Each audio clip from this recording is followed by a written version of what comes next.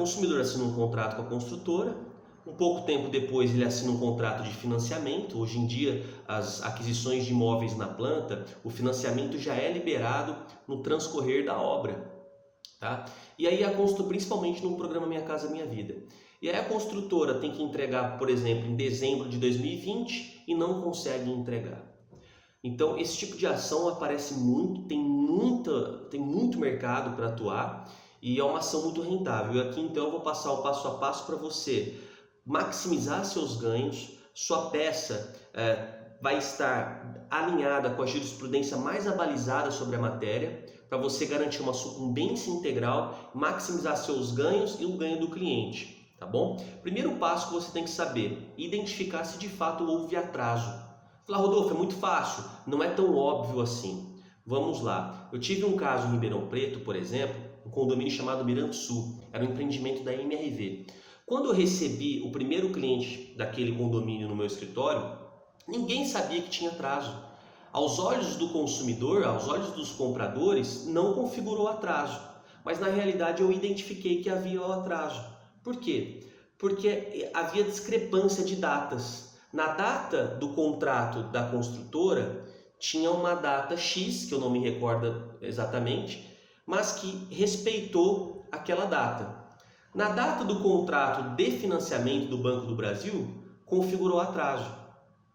Mas espera aí, o contrato de financiamento pode ser invocado contra a construtora? Claro, a construtora assina o contrato de financiamento junto com o consumidor, como interveniente construtora, como vendedora. Então ela assina junto o contrato de alienação fiduciária, né? Então eles não podem alegar desconhecimento em relação às cláusulas, ao conteúdo do contrato do banco. Pois bem, o artigo 47 do Código de Defesa do Consumidor e o artigo 423 prevê o princípio da interpretação mais favorável ao consumidor ou ao aderente, porque é um contrato de adesão.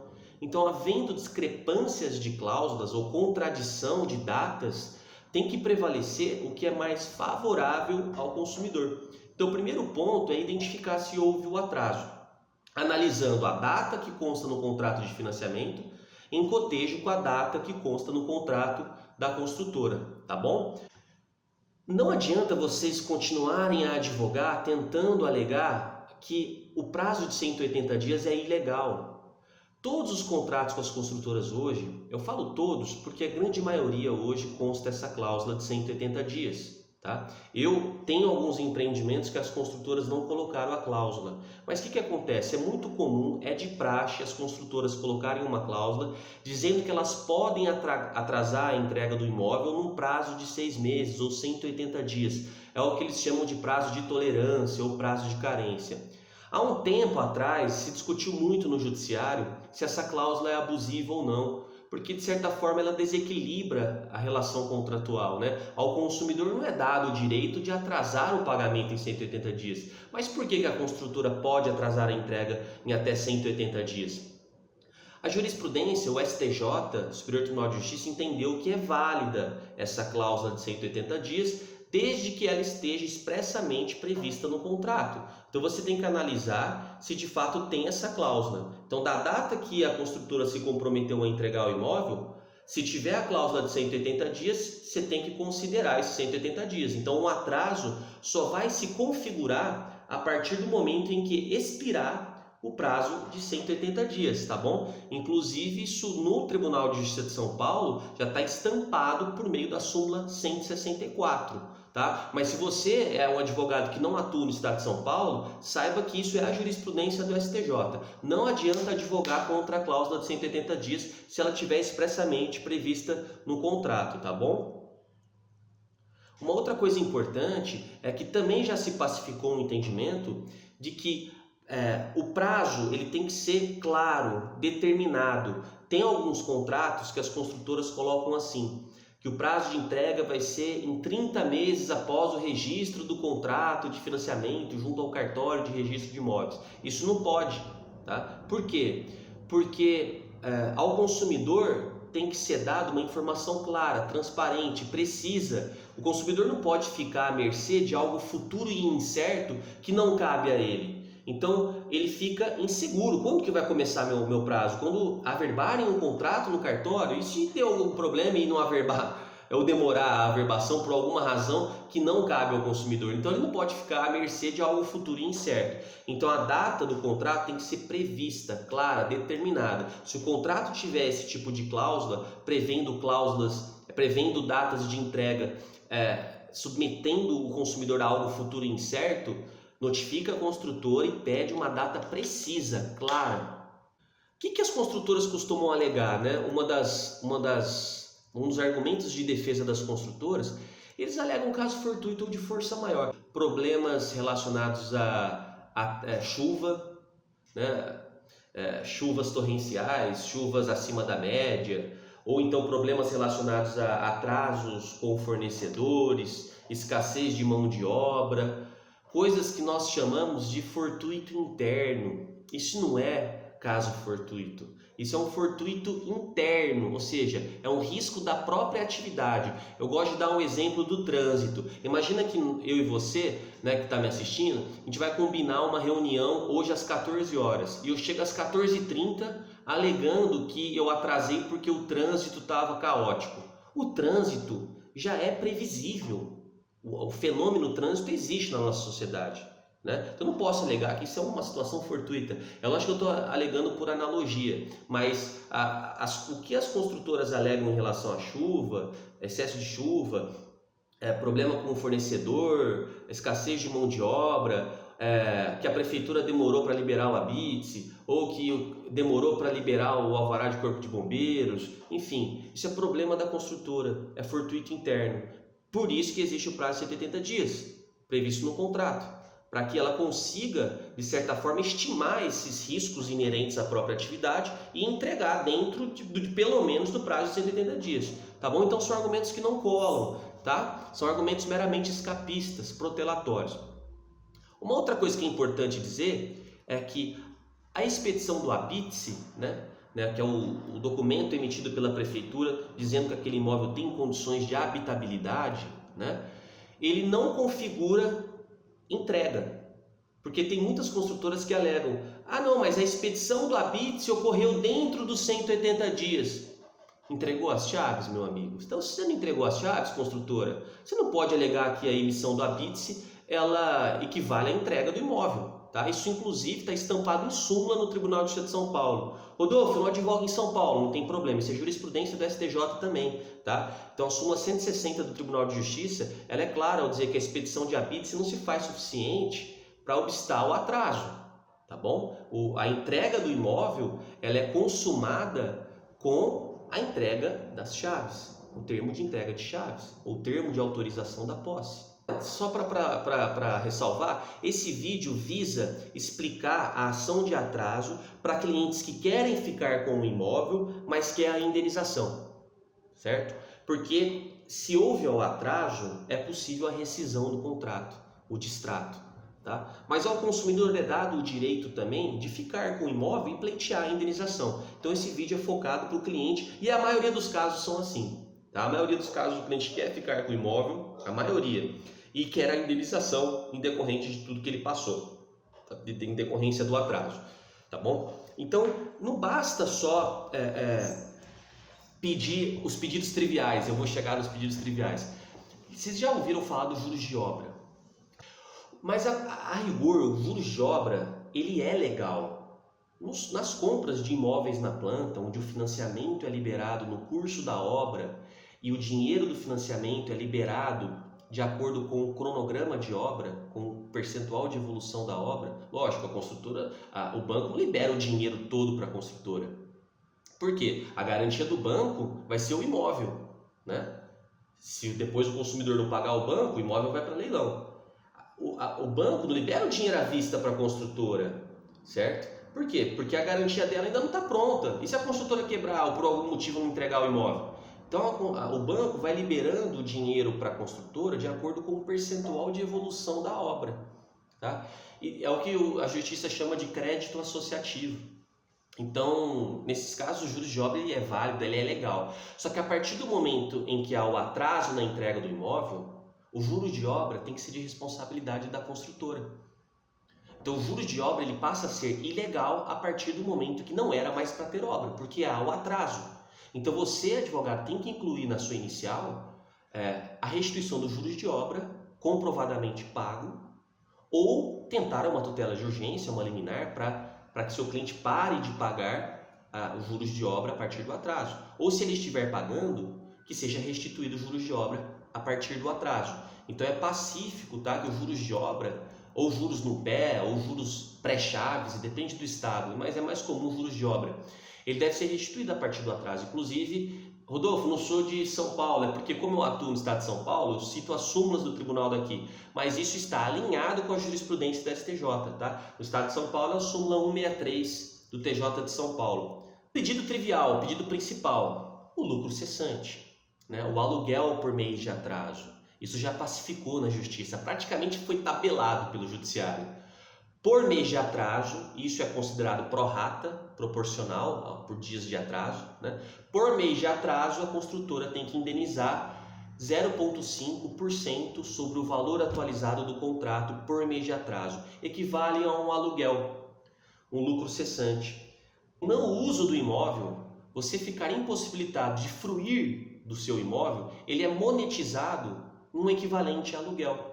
Tá bom? Então, inclusive tem a súmula 163, súmula 162 do Tribunal de Justiça de São Paulo, tá bom? Então, o que acontece? Você não precisa comprovar a finalidade. Eu iria alugar ou não, porque a presunção, há uma presunção, tá? Ainda que não possa alugar, o atraso ele é monetizado no equivalente a aluguel. Rodolfo, o meu cliente estava morando como inquilino num contrato de locação e ele pagava R$ 1.500 de aluguel. Estou dando um exemplo, tá? O 0,5% sobre o valor do contrato dele é menor que o aluguel que ele estava pagando como inquilino. Então vamos lá, o teu cliente já poderia ter as chaves entregues, a construtora atrasou a entrega, passou o prazo de 180 dias, ainda não entregou, por mês de atraso vai ter que pagar esses 0,5% sobre o valor atualizado do contrato. Só que se o 0,5% do valor atualizado do contrato, o resultado dessa conta for menor que o aluguel propriamente dito que ele está pagando como inquilino, se ele mora como inquilino, porque não era mais para ter locação se tivesse entregue dentro do prazo.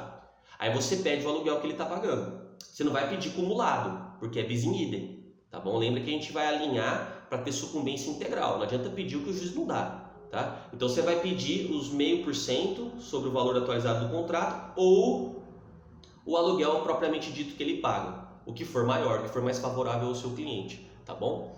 Súmula 162 do Tribunal de Justiça de São Paulo, que também está alinhado com a jurisprudência do Superior Tribunal de Justiça. Então, se você está em outro estado, saiba disso, tá bom?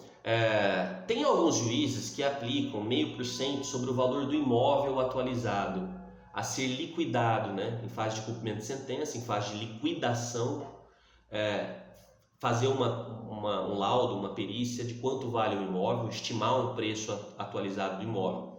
Esse não é um entendimento majoritário, tá? O entendimento majoritário é 0,5% sobre o valor atualizado do contrato, sobre o preço do imóvel que consta no contrato. Corrige ele e aplica 0,5%. Esse é o entendimento majoritário e é o que eu recomendo que você inclua na sua peça, na sua inicial. Uma outra coisa que você tem que pedir, primeiro ponto, que eu vejo muito advogado fazendo, para de pedir a suspensão do INCC. O INCC, que é o Índice Nacional de Construção Civil, ele corrige o saldo devedor no período de construção. Ele corrige o saldo devedor do cliente no período de obra, né? Se não era mais para ter obra, não era para incidir o INCC. Só que o INCC, ele é um índice para cobrir inflação. Correção monetária não é juros, é correção monetária, é inflação. O que você tem que pedir é a substituição pelo IPCA. Tá? Inclusive tem súmula do tribunal, que é a súmula 163 do TJ. Então não há congelamento, pois é mero fator de correção do saldo devedor. Então você tem que pedir uma substituição por um índice mais brando, se ele for mais brando. Tá bom? Então tem muito advogado que dá sucumbência recíproca, que pede o congelamento do INCC ou a restituição do INCC a ser calculado. Está errado, porque é mera correção monetária. Tá? Tem que corrigir o saldo devedor. Né? Não é porque há atraso que o saldo devedor não vai ser corrigido. Inflação, gente, eu estou falando de juros. Tá? Então, pede uma substituição pelo IPCA, se o IPCA for mais brando no período de atraso. Tá? Uma outra questão que você tem que ter cuidado. O STJ, o Superior Tribunal de Justiça, pacificou o entendimento de que pode pleitear a multa invertida, né? A teoria da inversão da multa. O que é isso? Os contratos de compra e venda são contratos de adesão. E normal, o contrato de adesão vem pré-redigido, padronizado, confeccionado de maneira unilateral, né? Onde há a mitigação do princípio da autonomia da vontade, ou seja, ao consumidor cabe apenas aderir ao contrato, né? Senão não tem contrato. Então esses contratos eles são passíveis de uma revisão judicial. E é muito comum esses contratos terem cláusulas de multa só a favor da construtora. Então se o cara ficar em mora, não pagar, multa de 2%, além de juros moratórios, etc. e tal. E não tem multa a favor do consumidor caso a construtora descumpra alguma obrigação. O que acontece nesses casos? Nesses casos acontece o seguinte, subiu para o STJ através do rito de recursos repetitivos, é possível você pedir a inversão da multa, ou seja, a mesma multa que seria aplicada contra o consumidor caso o consumidor descumpra alguma obrigação, vai ser aplicada contra a construtora caso a construtora descumpra alguma obrigação sua, pelo princípio do equilíbrio contratual, da boa-fé contratual, da lealdade, enfim. Então o que acontece? Você pode pedir a multa invertida, só que você não pode cumular, ou seja, colocar junto com o pedido de lucro cessante ou aluguel por mês de atraso, tá bom? A jurisprudência entende que não pode ser cumulado, então você vai fazer conta. Se o atraso, a quantidade de tempo que atrasou, você vai aplicar 0,5% por mês de atraso, for menor do que a multa, pede a multa. Agora, se a quantidade de atraso e o 0,5% por mês de atraso é bem maior do que a multa invertida, pede só o lucro cessante ou aluguel por mês de atraso, tá bom? Mas você não pode acumular os dois pedidos. E uma outra questão que é muito importante é a questão do dano moral. Rodolfo, eu tenho processos de atraso em que nós ganhamos danos morais no tribunal na ordem de 10 a 20 mil reais. Só que eu sei que a jurisprudência mais abalizada ou os entendimentos majoritários entendem que o atraso na entrega por si só não gera abalo psicológico. É um descumprimento contratual que por si só não gera abalo psicológico, em que pese gerar inúmeros aborrecimentos, né? Então, a maioria dos juízes, dos desembargadores no tribunal do meu estado, eles dão dano moral quando um atraso extrapola mais ou menos um ano e meio, tá?